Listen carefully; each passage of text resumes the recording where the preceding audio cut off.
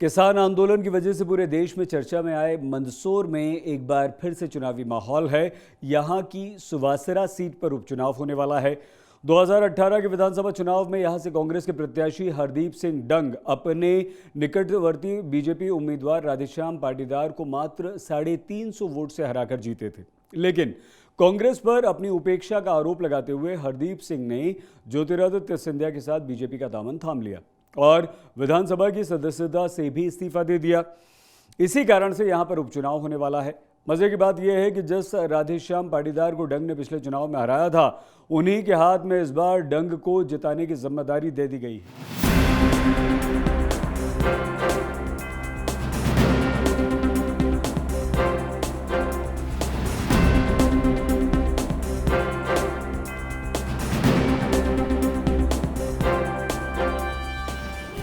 ये मंदसौर है, भगवान पशुपतिनाथ की नगरी। पुराने वक्त में ये ग्वालियर रियासत का हिस्सा हुआ करता था। ये ज़िला पूरे देश में सबसे ज़्यादा अफीम का उत्पादन करता है। यहाँ के लोगों का मुख्य पेशा है खेती।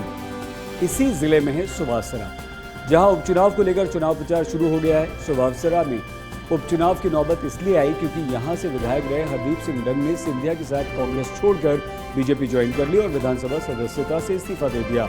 हरदीप सिंह डंग अब शिवराज सरकार में मंत्री हैं और ये तय है कि वो यहां से बीजेपी के उम्मीदवार के तौर पर उपचुनाव में अपनी किस्मत आजमाएंगे। जनता वोट सच्चाई पे दे, विकास पे दे और उनके बीच में पैदा हुआ पढ़ा लिखा और वो जानते हैं कि हरदीप क्या है। चाहे वो कैबिनेट मंत्री बने, नेता बने, पर उनके एक भाई के रूप में, बेटे के रूप में हमेशा दुख सुख में उनके बीच में मैं खड़ा रहता हूं। इसलिए जनता व्यक्तिगत तौर पे जो पसंद करती है, इसलिए हरदीप सिंह डंग को और भारतीय जनता पार्टी के नेतृत्व को देखकर जरूर आशीर्वाद मिलेगा। अगर पिछले 3 विधानसभा चुनावों की बात करें तो 2008 में यहां से बीजेपी उम्मीदवार राधेश्याम पाटीदार ने कांग्रेस के उम्मीदवार हरदीप सिंह डंग को मात दी थी। तो 2013 और 2018 में हरदीप सिंह डंग ने हार का बदला लिया और बीजेपी के राधेश्याम पाटीदार को हरा दिया। 2018 के विधानसभा चुनाव में तो हरदीप सिंह डंग ने मात्र 350 वोटों से राधेश्याम पाटीदार को हराया।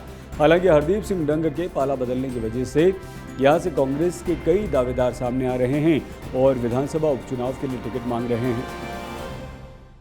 पब्लिक के बीच में हमारा अच्छा व्यवहार है और पब्लिक कमलनाथ सरकार की जो विकास के काम किए उनने, उस मुद्दे पे जैसे बिजली का बिल हुआ, अपने कर्ज माफ़ी हुई, उसके बाद में वृद्धा पेंशन हुई, इन सब में सरकार ने बहुत अच्छी तरह बुनाया इनको।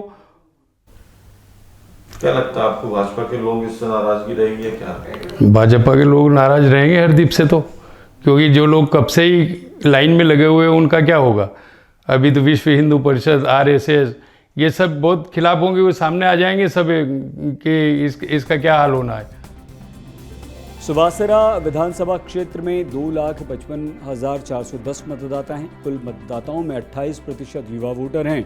यहाँ पर पाटीदार, पोरवाल, सोंधिया, राजपूत का दबदबा है, जबकि बंजारा समाज भी यहाँ बाजी पलटने की क़ुव्वत रखता है। हरदीप सिंह डंग भले ही जीत का दावा कर रहे हों, लेकिन उनकी राह इतनी आसान नहीं है क्योंकि स्थानीय स्तर पर बीजेपी में ही उनको लेकर एक राय नहीं है, तो वहीं कांग्रेस में एक के बाद एक नए दावेदार पार्टी की मुसीबतों में बढ़ोतरी करने के लिए तैयार बैठे हैं।